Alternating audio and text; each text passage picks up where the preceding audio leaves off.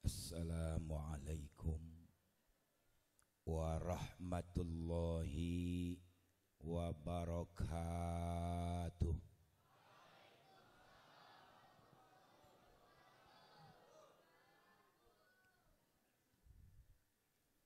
Bismillahirrahmanirrahim. Alhamdulillah.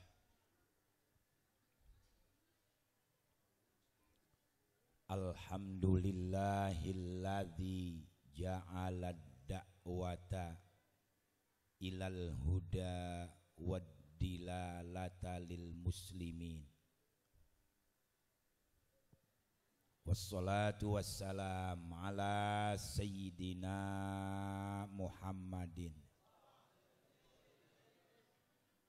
imamil anbiya wal mursalin al-imamil kamil fid dunya waddin wa ala alihi wa ashabihi wattabi'ina lahum bihsanin ila yaumiddin. Amma ba'du, al-ghail fi kitabihil aziz wa ma arsalnaka illa mubasysyiran wa nadhira. Shadaqallahul aliyul azim.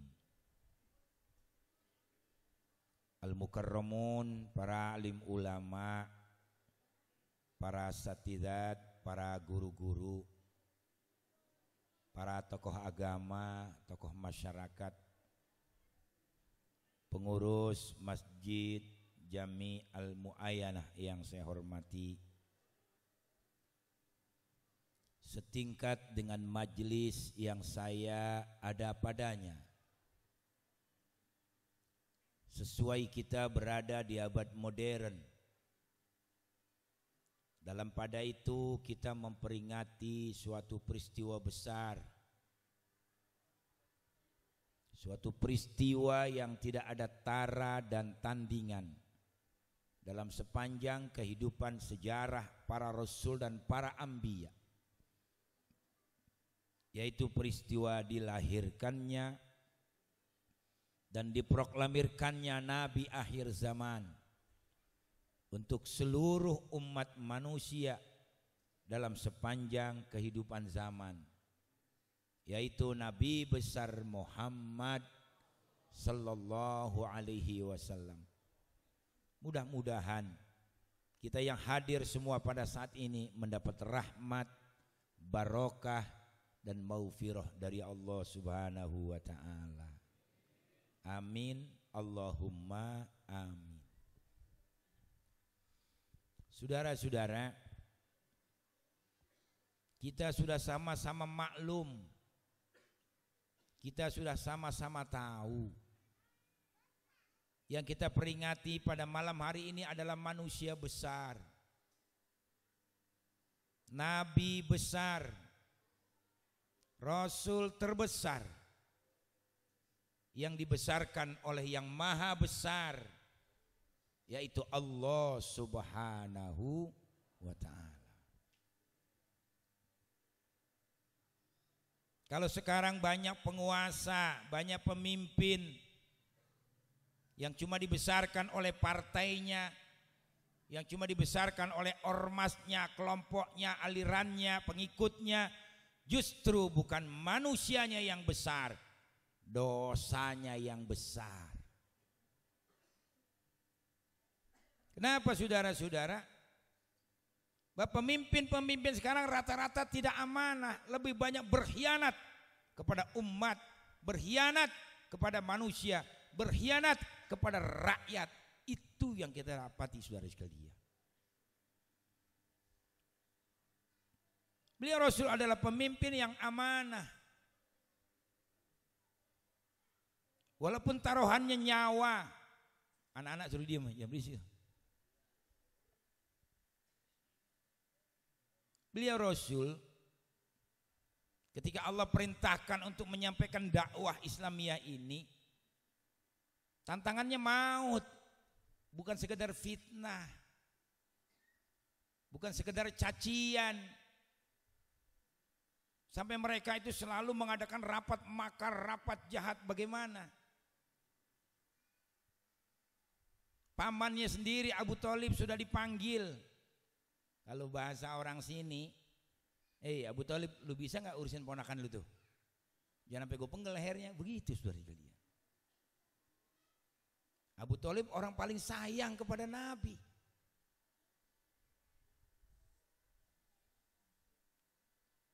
Beliau paling sayang kepada beliau Rasul. Waktu hijrah ke Syam saja ketika umur 12 tahun, Abu Thalib tidak ingin mengajak beliau Rasul. Tapi akhirnya apa? Dia khawatir kalau ntar keponakan gua ada yang macem-macemin. Jadi akhirnya diajak tuh ke Syam. Yang akhirnya bertemu seorang pendeta yang bernama Jarjis. Kalau kita kenalnya Buhairo. Jarjis itu ya garis miring Buhairo. Begitu sampai di Basrah, Buhairo melihat ini satu kelompok kok dipayungi sama awan. Kata Buhairo, kata Jarjis, yang aku tahu kalau ada sekelompok kafilah dipayungi sama awan, di situ ada tanda-tanda Rasul akhir zaman. Begitu dekat dihampiri, dilihat benar, nggak salah ini orangnya. Nabi umur berapa tuh? 12 tahun. Di matanya ada tanda-tanda kemerahan, dari rambut, hidung, semua. Kata Buhairah apa? Siapa pemimpin kafilah ini? Kata Abu Thalib, aku. Bawa pulang saja anak ini. Ada apa dengan anakku? Kata Abu Thalib. Kata pendeta, kau bukan ayahnya. Karena aku tahu dalam kandungan calon nabi akhir zaman itu sudah yatim. Iya, aku bukan ayahnya, tapi aku pamannya yang merawat dan membesarkan dia. Bawa pulang saja. Yahudi, Nasrani. Apa Nasrani artinya? Kristen. Oh, biar tahu lo. Nasrani doang lu kagak paham. Yahudi Kristen ini sedang mencari Nabi Muhammad. Cikal bakal Nabi, mau diapain? Mau dibunuh. Tuh, emang dari dulu udah jahat. Yahudi sama Kristen udah jahat dari dulu, dari kalian. Ini biar dia ngomong baik-baik, tetap waspada gitu aja. Quran udah nyatain begitu, masa Quran bohong? Inna syarrad dawab indallahil ladzina kafaru fahum la yu'minun.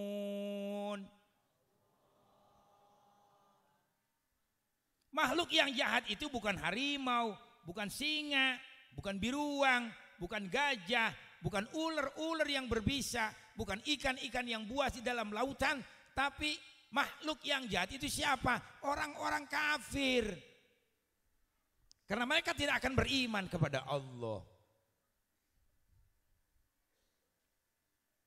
Di Irian dah sekarang, banyakan Islam, banyakan Kristen.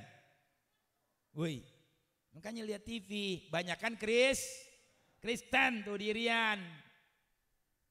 Banyakan orang Kristen di Irian. Karena Belanda dulu yang masuk ke sana. Orang Islamnya sedikit, minoritas. Apa yang terjadi setahun yang lalu? Orang Islam lagi sholat Id, disambitin masjidnya, dibakar masjidnya, sampai memakan korban. Nah itu contohnya. Kalau Islamnya minoritas, habis, dijajah, saudara sekalian, dibantai. Tapi kalau orang Islamnya banyak, orang kafirnya dikit, aman. Biar tahu. Bukan katanya, memang Quran sudah bilang begitu. Orang kafir hidup di Indonesia dulu mayoritas Islam. Aman, nggak ada apa-apa. Karena Islam nggak diajarkan jahat, saudara-saudara. Islam diajarkan baik-baik semuanya. Belum lagi kalau kita lihat Yahudi. Udah berapa tahun tuh Palestina dijajah? Hampir 90 tahun dijajah sama Israel. Israel ngendon ke sono. Karena dia nggak punya negara, diusir dari Mesir sama Fir'aun, Nabi Musa. Sampai di Israel. Akhirnya Inggris yang mengizinkan. Sudah kasih saja tuh Israel tanah 30%. Dikasih 30%. Lama-lama pengen nguasain. Tambah lagi sama PBB 20%. Jadi 50%. Udah 50% mau semuanya. Makanya dia jajah terus Palestina. Hanya saya kalau khutbah Jumat sampai sekarang gak pernah tinggal. Allahumma aizzal islama wal muslimin wansurna wal muslimin fi biladil muslimin wa ahlikil kafarata wal mubtadi'ata wal musyrikin wal amrikiyin wal israiliyin. Biar dihancurkan oleh Allah Subhanahu wa taala. Amin. Orang-orang jahat semuanya itu saudara-saudara. Barack Obama masih berdarah Islam. Presiden Amerika masih berdarah Islam. Bapaknya orang hitam, orang negro, ibunya bule. Lahirlah Barack Obama. Dulu pernah sekolah di Jakarta di Menteng. Masih kecil. Tahu-tahu dia mencalonkan presiden Amerika kulit hitam yang pertama. Didukung oleh negara-negara Islam, mendukung dia karena punya darah Islam. Supaya orang hitam pertama jadi presiden di Amerika. Di antara visi misinya Barack Obama, kalau nanti saya terpilih jadi presiden, Palestina kita akan merdekakan. Kita berikan kemerdekaan agar Palestina bisa menjadi negara yang berdaulat. Sekarang sudah hampir 2 periode, sudah mau turun Barack Obama. Mana saudara-saudara? Nggak ada, kayak diganti sama Abu Hanifah, bukan Barack Obama, saudara-saudara sekalian. Ini kalau gua nggak ngomongin gini lo pada ngerti. Kedua banyak yang takut kalau ngomong begini pada nggak berani. Nah itu saudara-saudara. Jadi Israel Yahudi itu bukan negaranya, tinggal di Palestina, ngendon. Nah sekarang boleh dengerin, boleh rekam nih pidato saya. Kalau ada intel boleh catat. Bukan saya benci sama Cina di Indonesia, tidak. Silakan tuh Cina jadi pengusaha, jadi pedagang. Silakan dia jadi dokter, buka rumah sakit. Tapi Cina jangan jadi pemimpin di negara Indonesia, saudara sekalian. Catat kalau ada intel, saudara-saudara. Bilang Abu Hanifah yang berbicara. Karena Cina mau pada berkuasa di Indonesia karena enak. Indonesia terlalu bebas, tidak seperti Saudi Arabia. Tidak boleh orang asing beli tanah di sana, punya tanah di sana, tidak boleh. Oh di sini Cina minjem duit 10 triliun boleh-boleh aja. Nggak tahu sertifikat tanah siapa dipakai sama dia. Dia orang kita bangsa sendiri minjem duit 10 juta, dia uber saudara kalian. Suruh tanda tangan 100 kali, rumahnya dibeselah, tanah dibeselah. Sama kita dijajah di negara kita sendiri. Tolong sadar para penguasa di atas, para pejabat di atas. Saya sudah sering sampaikan kepada beberapa jenderal, selamatkan bangsa, selamatkan negara. Jangan sampai nanti sejarah perjuangan bangsa ini hilang kalau orang Cina yang jadi presiden, jadi pejabat di negara Indonesia. Sudah dikali betul. Nah, begitu nggak sih lu takut amat ngomong? Yang mau nangkep kita? Bukan saya benci, enggak. Zaman Bung Karno emang nggak boleh Cina jadi pejabat, terjun dalam politik nggak boleh. Sebab dia main duit, pejabat kita rusak mentalnya gara-gara disogokin sama Cina tuh biar tahu.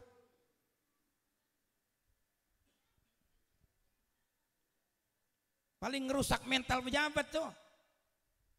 Siapa aja kemarin ada kiai berangkat ke Cina, pulang ngagul-ngagulin Cina, beda lagi.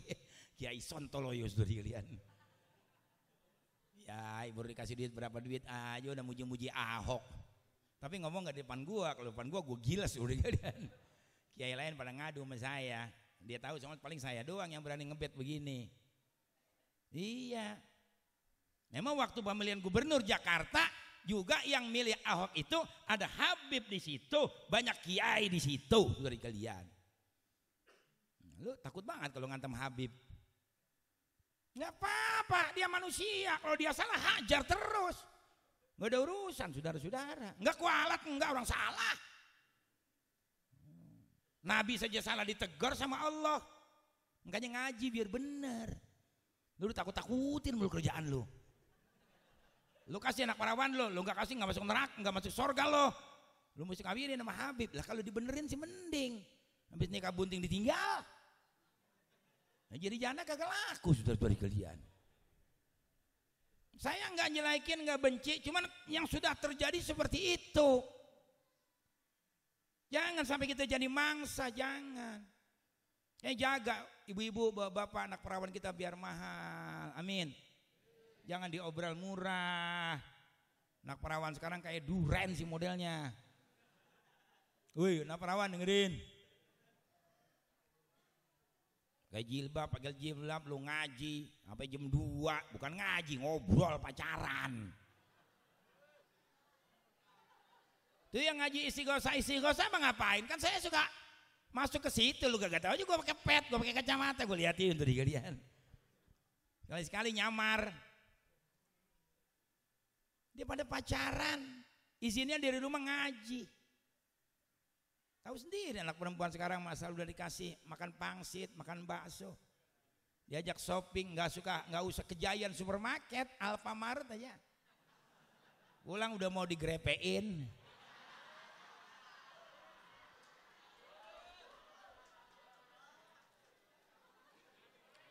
Lah anak lagi sekarang kan nggak mau rugi, udah keluar duit. Anak laki sekarang nggak mau rugi, nggak mau keluar duit. Urusan sarung mah pici lain urusan. Yang penting ini manfaatin. Ya enggak. Akhirnya dirayu, diusap-usap, remes-remes. Pegang-pegang. Udah mau dipegang-pegang berarti udah mau diendus-endus. Udah mau diendus-endus kan mau diciumin, dipelukin. Akhirnya dipretelin dah. Begitu dilihat mengkel dicobain. Kalau duren nggak apa-apa dicobain.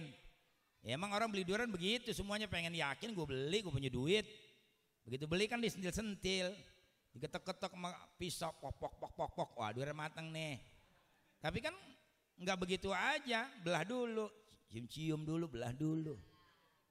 Begitu lihat aja kuning tuh duren, cobain. Ya, duren dicobain tenawan-naon. Lah anak perawan dicobain.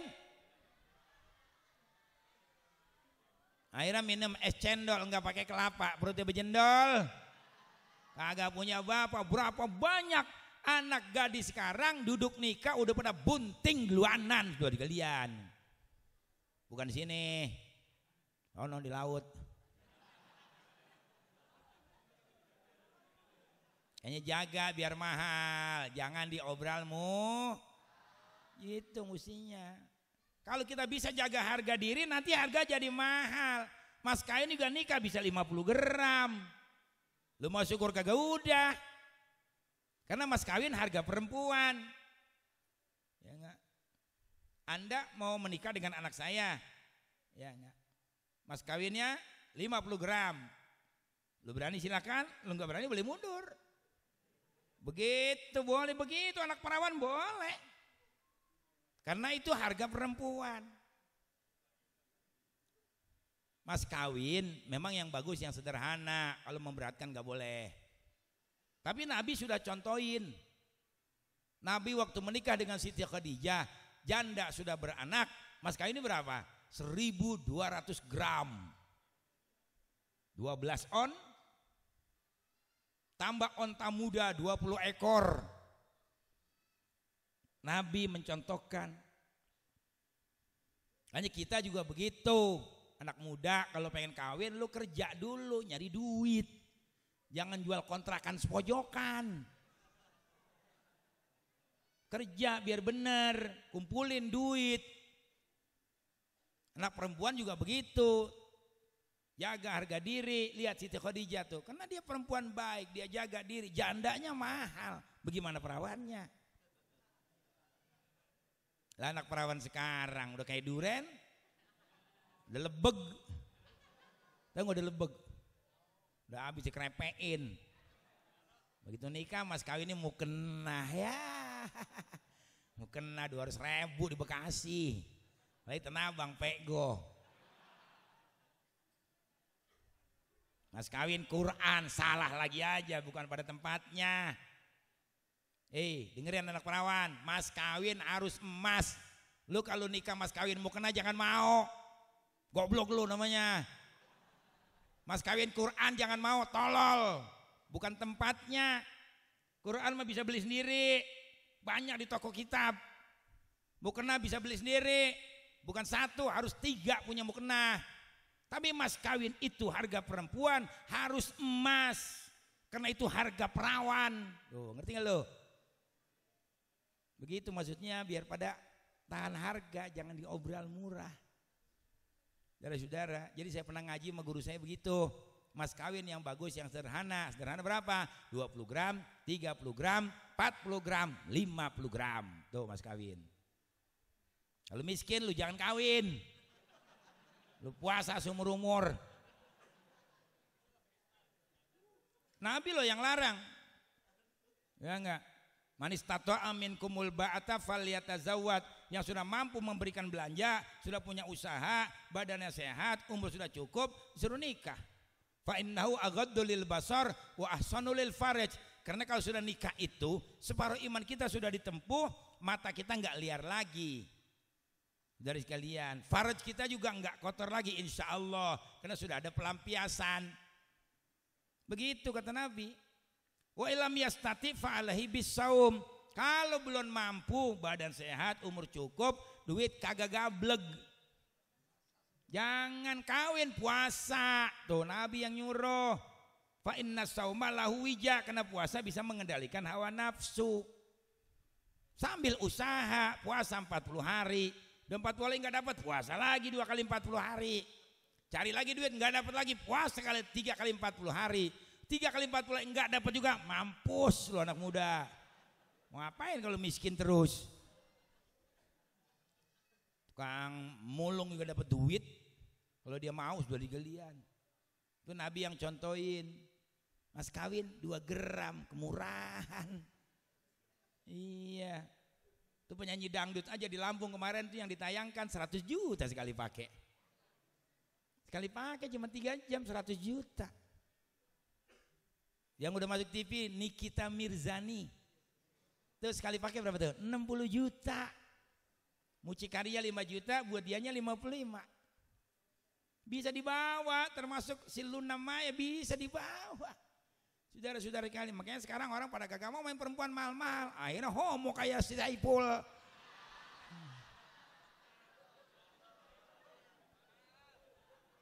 Goblok Saipul. Udah pergi haji, sok Islam kalau ngomong jidat hitam, sok sembahyang. Sekarang udah 10 loh Pak yang lapor tuh. Emang kalau terbongkar 1 ya terbongkar semua, biasanya begitu. Nah ini PKB sekarang ngusung Ahmad Dhani jadi gubernur Jakarta. Ditanya Ahmad Dhani kan, nanti kalau jadi gubernur terus jadi presiden gimana? Kalau saya jadi presiden, saya sahkan perkawinan satu jenis. Orang gila dicalonin. Goblok PKB, tolol bener sudah digelian. Kirim salam sama Muhaimin sono, jangan jadi orang goblok gitu. Mereka Roma ditipu sama dia. Roma orang pintar udah menang, partainya ditendang Roma sama dia. Sekarang dicalonin orang gila sudah digelian. Nggak apa-apa. Dari sekalian, saya bicara benar. Saya pasti dibela oleh Allah. Karena ini akan ngerusak. Hati-hati nih, Depok. Saya jadi pimpin oleh Nur Mahmudi, orang PKS. Tuh, biar dengar lagi orang PKS kalau di sini. Jangan ngaku dia paling bersih, sudah digelian.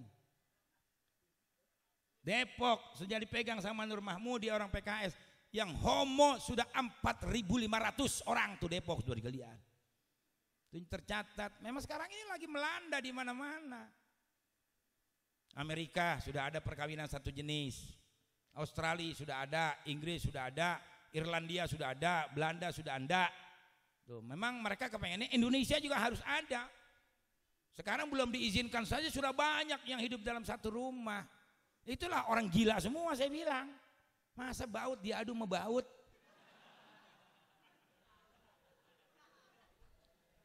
Tolol manusia.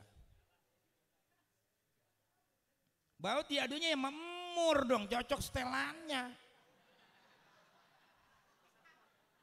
Baut sama baut. Ini zaman saudara-saudara ya. Perempuan sama perempuan apa mama apem diadu, apa enaknya? Ngadu apem tolol lagi aja saudara kalian.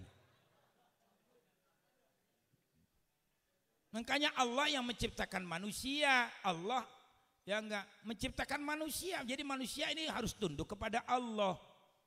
Mana buktinya? Nih, ada tangan 18 sama 81. Laki, perempuan, bencong semua sama. 99, 1 tambah 8 9, 8 tambah 1 9. Allah punya nama 99. Ini lambang. Jadi manusia made in Allah, makanya yang tahu Allah. Allah jadikan tuh perempuan pasangan buat laki-laki. Begitu maksudnya. Laki-laki demen sama laki-laki. Dulu sih itu nggak ngaku juga tuh Indra Bakti ya. Awal-awalnya nggak ngaku kan. Indra Bakti. Sumpah wallahi demi Quran. Akhirnya banyak yang ngadu ngelapor, diem nyerah dah. Iya, orang udah pada sinting sekarang saudara-saudara. Tapi penyakit ini bukan saja orang-orang yang model seperti itu. Orang banyak yang mengerti agama, sudah banyak yang terlibat kasus-kasus seperti ini. Ya saya nggak perlu sebut namanya, jadi fitnah. Kayak bapak ibu-ibu, saya cuma pesan suruh ngaji biar benar. Ini habis maulid besok pengajiannya biar syiar, amin. Ini anak muda didukung, begitu maksud saya. Orang tua mesti sayang sama yang muda kudu hormat sama yang tua. Saling menghargai, menghormati. Anak muda ngaji, orang tua yang sokong. Kalau punya anak sering duduk berduaan, kaki pakai cemplak-cemplakan, awasin. Itu udah bibit kembang. Ngasal laki-laki cemplakan naikin paha. Hati-hati. Naik motor pelukan begitu laki-laki. Itu udah hati-hati itu saudara sekalian. Orang laki sama perempuan aja nggak boleh terlalu begitu naik motornya. Laki-laki sikepan, waduh. Pakai anting, pakai giwang. Iya. Mending kalau emas kawat jemuran. Saya ngeliat begitu udah enak loh dari gelian. Saya mah jangan lihat yang begitu Pak, saya mah ngeliat ladang ngatung jidat hitam sembahyang merangkang gue mah gedek gitu gelian. Terserah lu mau jengkel-jengkel sama gua. Mau dulu kagak ada yang begitu sih, baru sekarang-sekarang aja. Jangan. Udah ikutin yang benar ngaji. Insya Allah beneran. Amin ya Rabbal. Ya, kembali kepada laptop. Kaum muslimin dan muslimat yang dirahmati Allah Subhanahu wa taala. Jadi beliau Rasul akhirnya pulang dengan Abu Talib. Enggak konsentrasi dagang udah. Khawatir sama keponakannya. Nah 20 tahun usia Nabi dagang lagi, cuman enggak sama Abu Talib, sama Maisarah. Pembantunya Khadijah. Bawa dagangan. Mulai dagang Nabi, kerja artinya umur 20 tahun. Nah sampai di Basra ketemu lagi pendeta yang bernama Masturoh. Nah ini alamatun nubuah, lagi membahas alamatun nubuah, tanda-tanda kerasulan. Waktu Nabi mau sampai di Basra, batu pada sujud, puhunan pada sujud. Kata pendeta Masturoh, yang aku tahu kalau ada batu sujud, puhunan sujud, di situ ada tanda-tanda Nabi akhir zaman. Kalau ceritanya seperti itu. Datang Maisarah berdua dengan Nabi. Setelah sampai di Basra berpisah. Nabi istirahat di bawah pohon. Ditanya sama pendeta Masturoh, hai Maisarah, tadi orang yang jalan bersama dengan engkau kemana? Dia lagi menyendiri. Siapa namanya? Muhammad. Hah? Calon Rasul. Kata Masturoh nih belum diucap. Dari mana dia? Dari tanah haram Makkah. Wah, nggak salah nih. Nama Muhammad dari Mekah. Dan tadi ada batu puhunan pada sujud. Begitu dilihat Nabi sedang istirahat di bawah pohon yang besar. Nah, kata pendeta Masturo, dulu Nabi Isa pernah berbicara, nanti tidak akan ada satu manusia yang berani duduk di bawah pohon besar ini, karena kalau orang sini bilang mah tuh pohonan angker, pulang pasti pada mati, kecuali calon Nabi akhir zaman. Nah, Nabi lagi duduk di bawah pohon itu, nggak salah kata pendeta Masturo. Dihampiri, dilihat tangannya, dilihat semuanya, matanya, hidungnya, bahkan pendeta Masturo ini sampai muter ke belakang pengen ngelihat pundaknya Nabi. Dia lihat pundaknya tuh, bener ada stempel kayak apel, khotamun nabiyyin,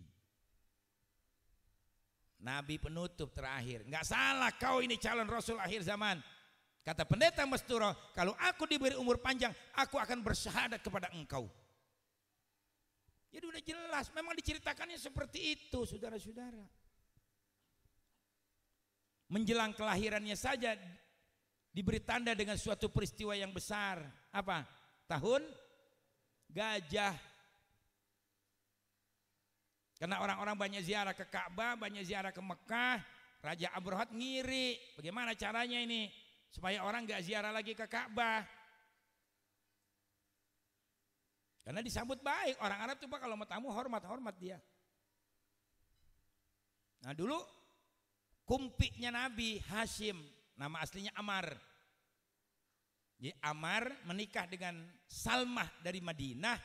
Ya, di antaranya anaknya itu Syaibah. Syaibah itu Abdul Muthalib. Syaibah itu artinya apa? Ubanan. Karena Abdul Muthalib itu waktu dilahirkan ubanan rambutnya, masih orok. Diberi nama Syaibah. Abdul Muthalib itu gelar. Nah, Ammar begitu memegang Ka'bah dan sekitarnya, dia yang menerima orang-orang yang ziarah ke Ka'bah. Dia orang yang pertama kali menyuguhkan roti terhadap tamu-tamu, makanya diberi gelar Hashim. Hashim artinya orang yang pertama kali menyuguhkan roti, begitu artinya. Nah, Abdul Muthalib ini namanya Syaibah karena orangnya bijaksana sekali, diberi gelar Abdul Muthalib, artinya orang tua yang bijaksana. Makin ramai orang ziarah, timbullah rasa dengki hasud tuh Raja Abrahat dari Yaman. Maka pertama ya supaya nggak terlalu kecil, dia buat gereja Al-Qulais, gereja yang besar dia buat. Nah setelah itu baru dia bikin surat kepada Raja Habasyah, namanya Raja Negus. Ya nggak? Dia bilang kalau aku ingin menghancurkan Ka'bah dalam waktu yang singkat ini. Rupanya berita ini kedengar sama orang-orang kafir Quraisy Mekah. Salah satu suku Quraisy ini jengkel, kesel dari suku Kinanah, berangkat ke Yaman. Ngapain dia di Yaman? Dia datang ke gereja Al-Qulais. Karena dia dengar Ka'bah mau dihancurin, jengkel, dia berakin tuh gereja. Jadi emang dari dulu gereja mau udah najis sudah kalian. Sampai sekarang aja gereja mah orang pakai sepatu masuk. Biar habis nginjak tokai juga sepatu mau masuk ke gereja. Orang pakai sepatu mau ke gereja, nginjak tai ayam, nginjak tai anjing, nginjak tai orang, masuk ke gereja dipakai nggak tuh? Pakai. Coba masjid nggak ada. Biar lu raja presiden, biar sendal dari emas, copot sendal lu di masjid, ya enggak? Harus dijaga kehormatan masjid. Tidak boleh masuk pakai sepatu, begitu. Udah beda di situ aja juga. Nah rupanya Abrahat makin jengkel dengar gerejanya diberakin. Akhirnya nggak tanggung-tanggung dia kerahkan pasukan 60.000 pejalan kaki.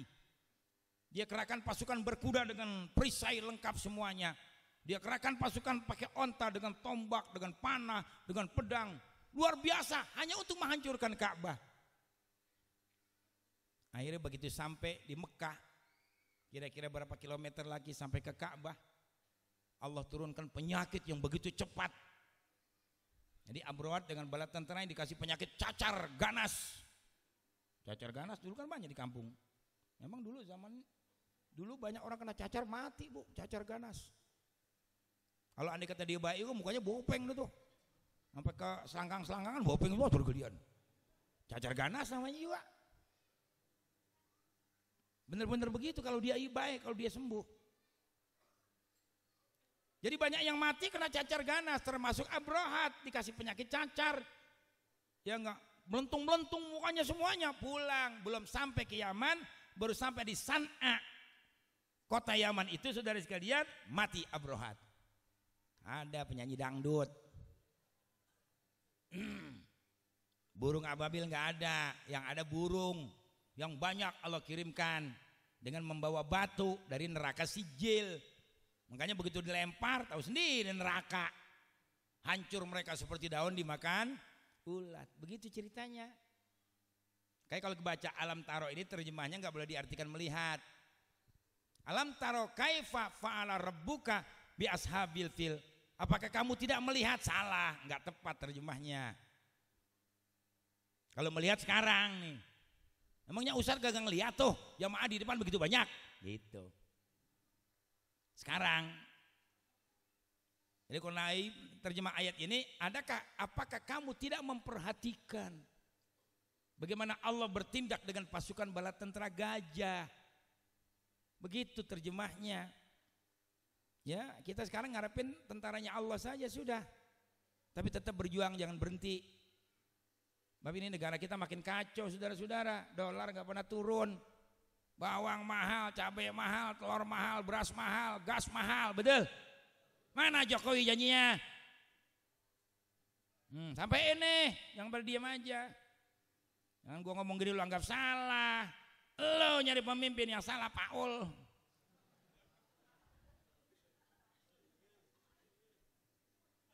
Orang belum punya prestasi, pengalaman, ya ikutin aja dulu.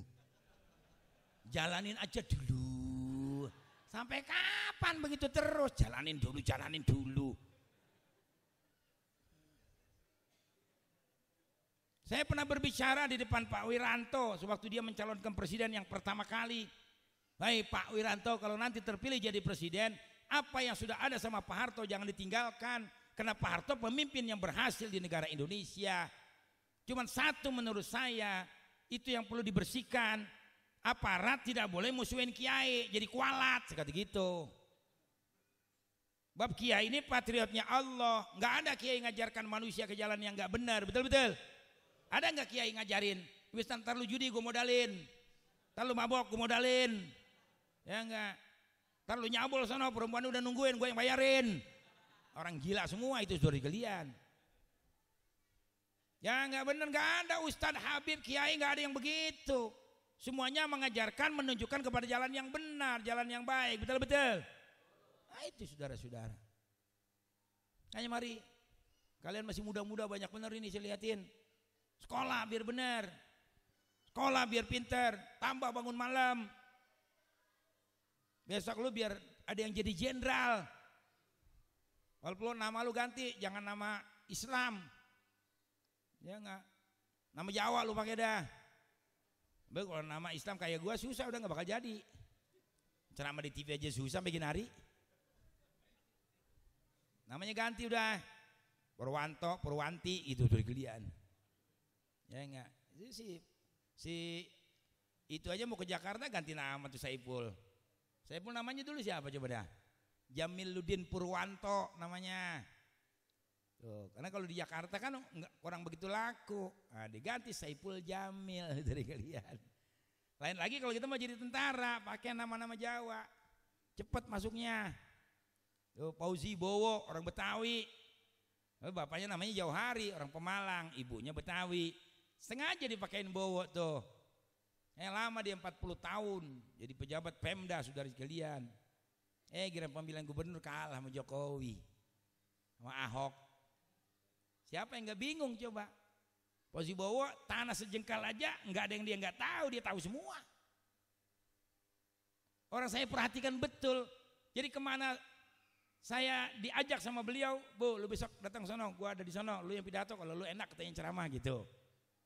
Itu apal semua nama pengurus masjidnya, nama ustadznya apal semua Fauzi Bowo. Hebat berarti kan, kuat tuh zakironya hebat. Ingatannya sini kuat sekali saudara kalian.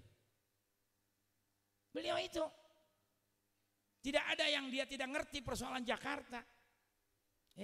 Ditandingin sama Jokowi sama Ahok. Yang namanya Jokowi waktu itu ya enggak ke pasar Minggu aja keder sudah kalian. Bisa menang jadi gubernur. Ada apa di balik itu? Ini permainan semua politik, quick count, orang luar, orang barat ikut campur. Mau pemilihan pemimpin di Indonesia. Memang sengaja ini Islam mau dihabiskan. Bab tinggal di Indonesia ini, anak muda makanya belajar biar benar. Ini kita udah bermacam-macam paham dan aliran. Ada Syiah, udah di Jakarta, di Bekasi. Ada Sunni, ya enggak. Ada aliran Jamaah Tabligh, ya enggak. Ada Wahabi, ada Salaf, ada Lia Gila, Lia Edan, yang ngaku malaikat Jibril. Ada Al-Qiyadah, ada Ghafatar, yang kemarin tuh, yang belum lama. Ada Inkarus Sunnah, ada Inkarul Quran, ada NII, ada LDII. Wah, banyak banget udah. Islam sejati, Islam murni, Islam super. Ada Islam Nusantara. Ada terakhir Islam tai kucing gitu kalian. Nggak belajar loh biar pada pintar. Amin. Biar ada yang jadi jenderal gitu. Jangan jadi ustadz semua. Punya anak 4 jadi ustadz semua. Berantem lu berebut tahlil.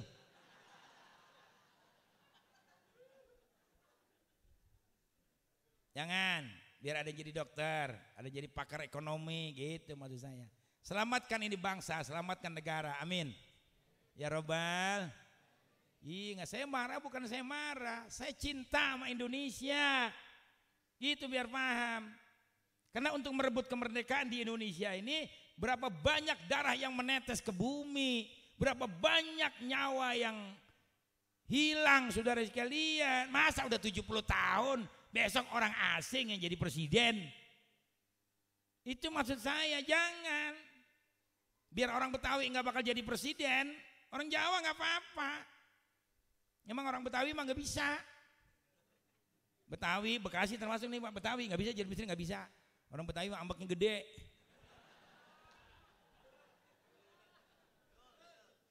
Jadi imam aja salah ditegur, pindah ke masjid lain.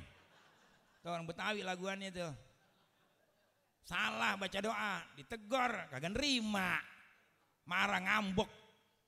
Lu bocah kemarin negor gua apa ilmu lu, katanya gitu. Lah ilmu mah enggak kudu-kudu kecil, enggak kudu tua, enggak kudu muda. Makanya Imam Syafi'i mengatakan apa? Al alimu kabirun wa in kana hadasan wal jahilu shaghirun wa in kana syaikhon. Kan begitu. Orang alim itu besar sekalipun dia kecil. Orang bodoh itu kecil sekalipun dia tua bangka karena bodoh. Saudara-saudara.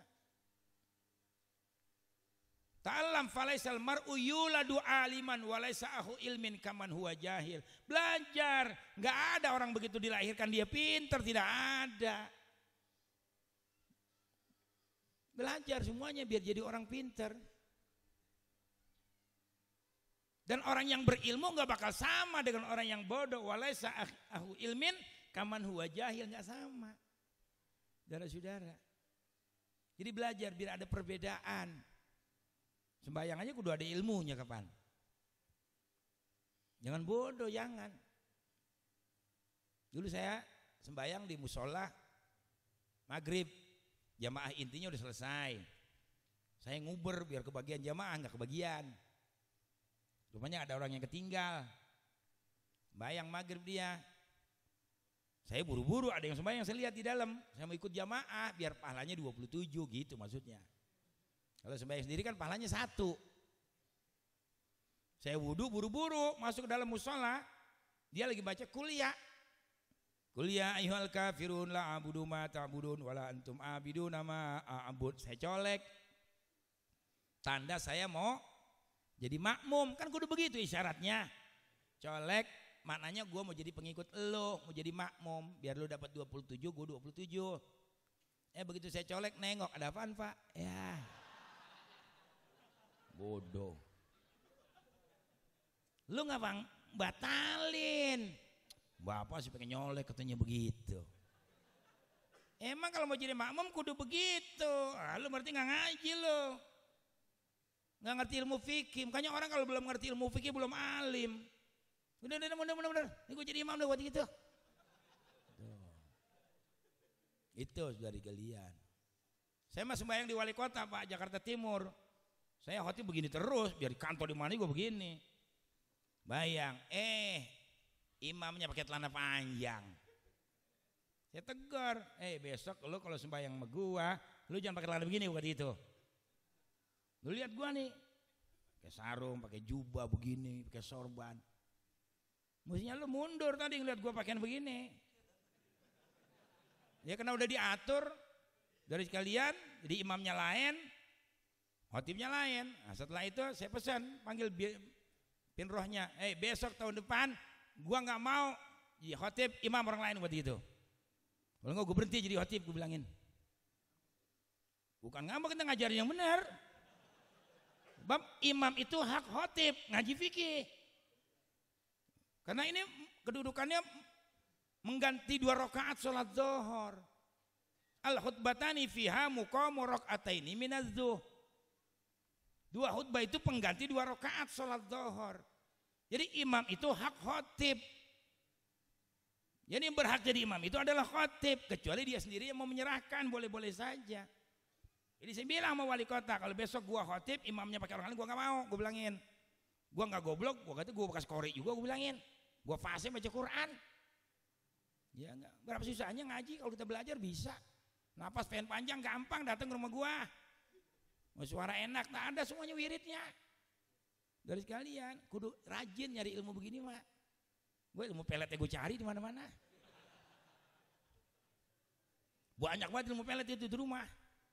Dari kalian, iya. Mandi air kembang juga ada. Yang paling mujarab mah itu kalau ketemu tuh ular lagi makan kodok, lu gebug. Manjur banget itu. Ular makan kodok, gebug, mati tuh. Ya enggak, nanti kita pisahin. Ular bikin minyak ular, kodok bikin minyak kodok. Ada mantranya. Buat melet. Nah ntar yang perempuan kita kasih minyak ular. Kita nih yang lakinya yang demen minyak kodok. Ular kan ngubur kodok gitu. Masuk akal juga. Sampai begitu saya cari tuh ilmu. Dari sekalian. Ntar kayu yang dibuang, simpen. Kalau lu udah bosan sama tuh perempuan, lu gebuk sama kayu, klok kalian. Jadi benci lagi sama kita, tuh ilmu pelet begitu jeleknya. Cuman itu ilmu bisa dicari. Gue mau buat nonjok orang sekali rubuh juga gue belajar mukul di air latihannya, baru gue lihat.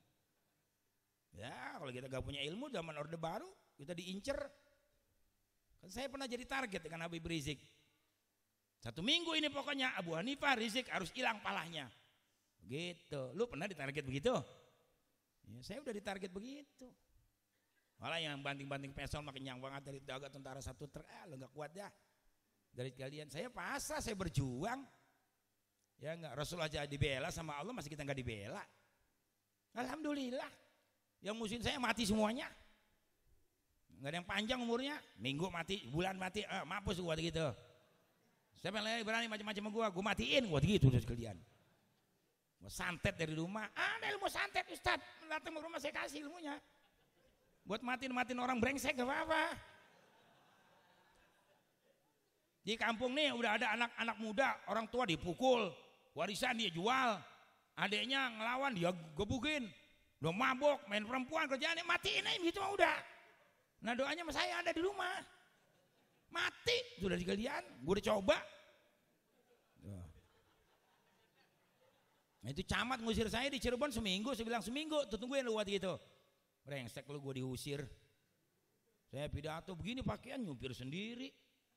Pidato kagak boleh. Baca doang gak boleh. Nginep di Cirebon gak boleh kata camat tuh. Tahun 90-an. Dari kalian. Gak boleh. Gue suping katanya Abu Hanifah di Cirebon. Cirebon bukan punya Abu Hanifah. Pulang, jangan ada di Cirebon. Ya waktu itu saya digelar mau balik keras. Tanya panitia, sini loh. Siapa tadi ngusir gue tuh? Camat. Hah? Pantes dia lagi berkuasa. Golkar itu kan 3 partai, Golkar yang paling berkuasa. Nah gue gedek sama Golkar juga begitu dulu dari kalian. Sekarang mau udah enak semua saudara-saudara. P3 brengsek sekarang. Ya apalagi si Muhaimin tuh, PKB brengsek juga sudah digelian. Ya enggak. Demokrat juga rampok brengsek juga sudah digelian. Ya, ada partainya yang suka membid'ahkan orang lagi. Ah udah gak yang bener udah. Besok pilihnya partai idaman. Partai baru, Rhoma Irama. Udah itu aja. Jangan salah besok mah. Idaman. Ya enggak. Islam damai dan aman ya. Islam rahmatan lil alamin. Partainya Rhoma, udah. Biar Rhoma jadi presiden, amin. Dia orang pinter. Ya syukur-syukur Rhoma jadi presiden, gue jadi menteri agama kan lumayan tuh. Abis tuh aliran sesat gue hajar semua, nggak ada peduli dari kalian. Nah, jadi gara-gara dia jadi brengsek Indonesia. Bayang ada yang begini tangan puter-puter, ada yang injek-injek kan, ada yang mengkang tangan begini. Jidat pada dihitam-hitamin tolol waktu itu dari kalian. Ngaco nih orang pada kau bilangin. Nggak usah lah yang normal-normal yang wajar ya, kenapa sih? Kayaknya besok udah, partai udah gak ada yang bener, yang lain mah udah. PKB kan nipu Rhoma. Rhoma tuh orang pinter. Kalau dia bodoh dia gak bisa ngarang lagu, 1000 lagu. 1000 lagu lebih yang dia karang tuh. Cuma India aja dia bisa terjemahin. Bisa bahasa Inggris, bisa bahasa Arab, bisa bahasa India. Dia mengerti Islam di pidato di mana-mana. Oma, dia mah ngeliat kembang begini aja ngarang lagu kapan? Emang dia mah segala sesuatu dihayalin semua sama dia. Dia duduk nih ngeliat kembang-kembang gini, dihayalin, ambil buku, pulpen, ambil gitar, bikin lagu dah, jadi duit sama dia. Hidup tanpa cinta, bagai taman tak berbunga. Hai, begitulah kata para pujangga. Hidup tanpa cinta bagai taman tak berbunga. Hai, begitulah kata para pujangga. Aduhai, begitulah kata para pujangga. Taman suram tanpa bunga. Emang bener ya, kalau taman gak ada bunganya jelek gitu. Hidup juga kalau gak punya cinta gak bagus. Lihat orang laki yang jadi duda, yang gak punya bini, kayak orang goblok, bloon gitu kalian.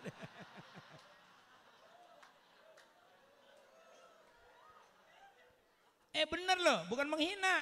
Coba lihat orang laki yang gak punya bini, jalannya melayang jalan. Nunduk ke bawah. Enggak semangat, coba orang punya bini, semangat. Dia melihara kambing, dia melihara sapi, nanti dia jual, dia punya duit. Karena punya istri, semangat. Dari kalian, apalagi bininya 2, lebih semangat lagi dari kalian. Ya itu mah tergantung orangnya. Ya, Ustadz kalau udah mampu kawin 2 nggak apa-apa. Kalau udah mampu, kalau belum mampu jangan nyusahin. Ya, Mbak punya bini 1 kuno Nabi Adam. Punya bini kayak Nabi Muhammad gitu banyak bagus tuh, modern namanya. Cuman jangan kebanyakan, kita mah 4 aja. Sanggup, kalau enggak 3, enggak 2, ya kagak 1. Kalau enggak kawin jelek juga kata Nabi, jangan kayak pastor lo. Pastor, agama Kristen pastor kan enggak boleh kawin. Goblok lagi aja tuh manusia. Orang manusia paling goblok tuh pastor, saudara kalian. Masih muda, badan seger, duit banyak, fasilitas cukup, enggak boleh kawin, tolol. Yang paling enak dioga kan goblok ya. Paling enak gak ada lagi sudah, istri perempuan. Allah jadikan perempuan buat laki-laki. Kalau tidak salah Sayyidina Ali pernah berkata, ya enggak, yang paling enak di dunia ada 3. Yang pertama apa? Aklul lahmi, makan daging biar sehat badannya. Jangan sampai 40 hari gak ketemu daging, bisa jadi darah rendah. Jangan sampai juga 40 hari makan daging terus, darah tinggi. Di fikih dibahas itu sama Mu'alim Yunus dulu saya ngaji. Jadi makan daging biar sehat badannya. Ya enggak. Kali kambing yang baru dipotong tuh bakar sate, wah nikmat segar dari gelian. Pertama, yang kedua rukubul lahmi, naik kendaraan yang berdaging. Naik kuda, naik onta, naik keledai, naik gajah dulu. Kendaraan paling mahal kuda, bisa naik gunung turun gunung. Sekarang ya Jaguar, Lamborghini, Rolls Royce, Mercy, BMW, minimal kayak saya dah Kijang. Nah, udah enak banget itu Kijang bekas aja enak apalagi baru. Alhamdulillah, mudah-mudahan jadi orang kaya semua, gue doain lu amin. Nikmatin, syukurin apa yang Allah Ta'ala berikan. Saudara-saudara sekalian, biar keren kita jadi orang. Jangan buluk, pici buluk. Kok baju koko kancing lain sebelah. Celana buluk, kaos kaki pada bolong masih dipakai. La ilaha illallah. Jangan. Jadi jelek kita itu. Makanya ibu-ibu perhatiin suaminya. Kalau kaos kutang udah bolong jangan dipakai, jadiin topo dapur. Ya, kita namanya memelihara suami kita juga, jangan mikirin duitnya aja, pakaiannya perhatiin. Tuh begitu jadi istri, suami juga apalagi perhatiin istrinya. Dari kalian kasih makan yang enak, kasih pakaian yang bagus, biar cakep. Bini kita jangan jelek, bini kudu cakep. 3 bulan sekali, paling kagak 6 bulan sekali. Syukur kalau punya duit tiap bulan, tuh bini dibeliin baju. Begitu mestinya. Belum cukup bawa ke salon. Dari kalian modalin. Tadi istri saya ajak ke rumah orang kaya di Cibubur. Orang kaya Pak, miliarder, rumahnya aja 15 miliar. Ya Allah, orang kaya duit rumah 15 miliar, mobil Camry, Fortuner segala macam. Ayo mukanya udah kayak muka orang kaya. Datang bini saya situ, dia bingung. Kok ibu mukanya enak sih, katanya cakep, licin begitu. Kata istri saya isi cerita jujur tadi. Saya tiap bulan dikasih duit sama Pak Haji, sama saya maksudnya. 1,5 juta, 2 juta buat cuci muka. Begitu loh kalian. Bingung dia Pak. Ini enggak bohong, saya mah bener-bener ya, misalnya saya kasih duit buat cuci muka sono ke salon. Lu cuci muka dia, lu beli bedak sono yang mahal. Tiap bulan tuh ada dananya dari saya. 1,5 juta, kalau kurang lebih tambahin sama gue sini buat itu. Tadi itu ibu bingung. Nah kalau ibu mau besok saya jemput sebulan sekali. Saya memang dikasih sama Pak Kiai kata dia. Begitu, jadi bini kan dia kan cakep kan ya. Tuh, masih belum cukup juga itu. Nah, bawa ke toko emas. Beliin lagi emas tuh perhiasan biar cakep dia. Bini kalau cakep nanti laki ikut cakep kapan? Bini siapa sih itu ya? Nggak ada bosennya, bajunya enak dilihat, perhiasannya pantas, orangnya sopan. Bininya Pak RW. Nah, Pak RW-nya keren lah, bininya cakep dari kalian. Itu satu lagi siapa itu? Bininya Ustad. Alhamdulillah. Nah itu yang pendek bogel itu mau ngecaprak aja. Nyo bininya Hansip meren. Jadi bini harus cakep, bini cakep, laki jadi ikut cakep gitu. Cuman ibu-ibu jangan lupa kecantikan kita buat suami. Jangan cuma mau ke pasar, mau arisan, ya enggak, mau pengajian, mau kondangan, minyak wangi, sampai ke pantat-pantat. Dan tidur sama laki, daster somplak, lana robek, hutang penitinya 7.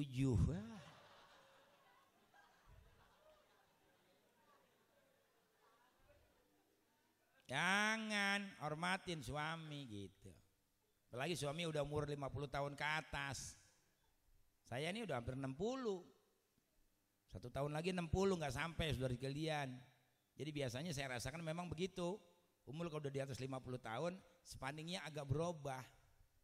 Kalau masih 40 tahun ke bawah dulu kan Pak menghayal aja, bong gitu. Beda. Masih 12 volt. Tapi kalau udah di atas 50, spanningnya kayak TV tabung lama. Ini mesti dibakar-bakar dulu, dipanas-panasin. Kayaknya ibu-ibu kudu pintar kalau punya laki kayak begitu. Kata Nabi apa nih pesan sama ibu-ibu? Bu, kalau punya suami udah 50 tahun ke atas, jadikanlah suami itu seperti hordeng. Nih hordeng contohnya gampang nih, hordeng tuh. Supaya hordeng ini bergoyang, maka kudu digoyang-goyangin. Gitu, Nabi yang bilang. Maksudnya gimana? Kalau suami udah 50 tahun, 60 tahun, kan spanningnya lama. Supaya spanningnya cepat, ibu-ibu si cowboynya kudu digoyang-goyangin. Gitu. Ada semuanya sama Nabi, laqad kana lakum fi Rasulillah uswatun hasanah. Mau badan sehat, ikut makan cara Rasul. Saya dari dulu makan nggak gembul, kan badan saya stabil dari dulu. Saya sih pengen duduk ini pengen supaya enak aja, tahan lama. Kuat aja berdiri, orang nyupir mobil masih kuat, masih ke Jawa kemana masih bawa sendiri kadang-kadang. Dari sekalian, Saya belajar juga, nggak apa-apa Kiai, bagus katanya. Jadi kaki kerja, mata kerja, kuping kerja, otak semua kerja. Oh pantas juga sih bilang pegawai negeri kalau udah pensiun pada cepat mati begitu kali ya.